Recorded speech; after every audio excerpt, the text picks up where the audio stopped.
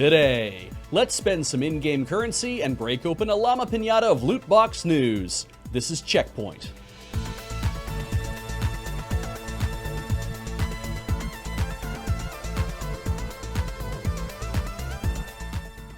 Welcome to CheckPoint Wolf Chaos, the only gaming news show with a fully functional, heavily armed battle mech. Now, luckily, the Canadian Prime Minister hasn't had to borrow our mech to deal with an uprising of polar bear-mounted voyageurs in several years, but we are ready should the call come. In the meantime, it is great for dealing with people trying to spam spoilers in Twitch chat. A very creative player of Mortal Kombat 11 has come up with a unique way to climb the game's PS4 leaderboards. The player, who has multiple aliases, including PA3Com, PA4Com, and Son Goku DZ, will connect for a regular match and then launch a DDoS attack against their opponents, which forces them to disconnect and then wins by default.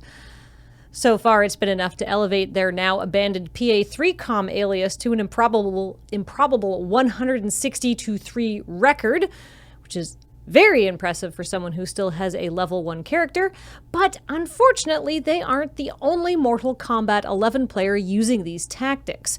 A streamer by the name of Below Zero was DDoS'd on stream last month by a salty opponent, with the opponent going so far as to send Below Zero threatening PSN messages that included a link to his home address, which is beyond terrifying. NetherRealm Studios has said they will make use of all options available to us to address this situation, but they better work fast before someone suffers a real fatality. The United States Federal Trade Commission held a loot box workshop which resulted in very few rare drops, but did reveal that video game publishers are worried about their own odds of getting out of this unscathed. First up was the sponsor relationship between publishers and streamers. It's popular to do loot box opening streams, where the streamer sits down with a bunch of boxes provided by the sponsor, and then crack them over the course of a few hours and celebrate with viewers when they open cool stuff.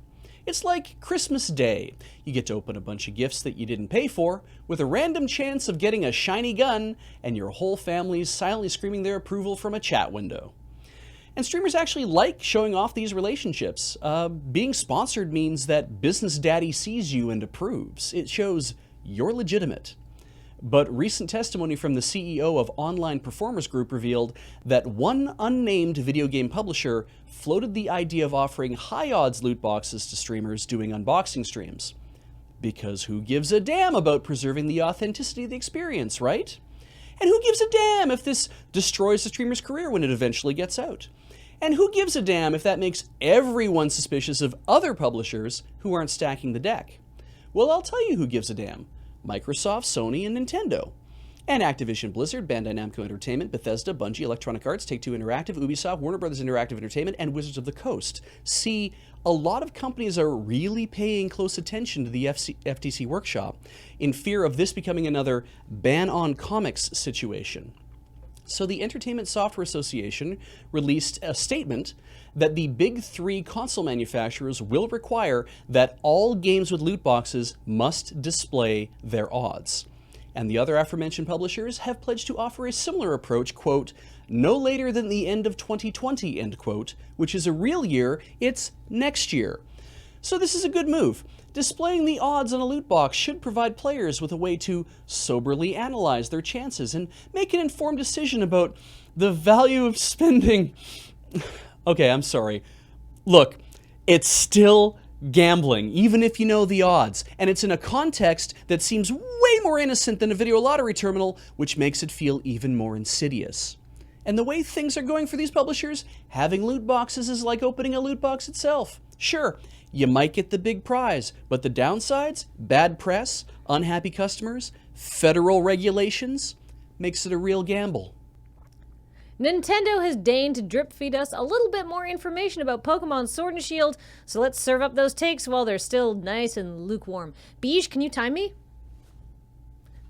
First up, there's a new Pokemon named Morpeko, who's all sweet and cute until it gets hungry, and then it transforms into a literal red-eyed demon, which is a big same for me, so respect. The Pokemon Company also revealed that some old Pokemon will get new evolutions in Sword and Shield. For example, Leon can now evolve into a member of KISS. Your Pokemon can also get out there and help you scrape up a living by becoming members of the gig economy. You can send them away to work on farms and restaurants and even construction sites. Your Pokemon will gain experience, you might get some rare items, and a rich person won't have to pay human wages. That's a win-win-win. Finally, there's a new Galarian version of Weezing.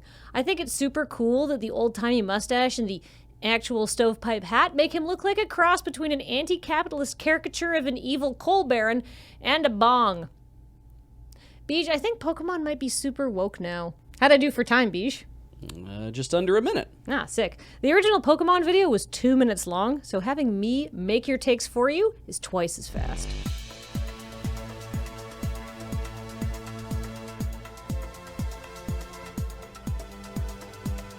Coming up, enterprising Destiny 2 players have figured out how to punch every boss to death in the game. If you're a hunter with a very specific gear loadout making use of a very specific glitch and only during the current in-game event, which is still technically possible.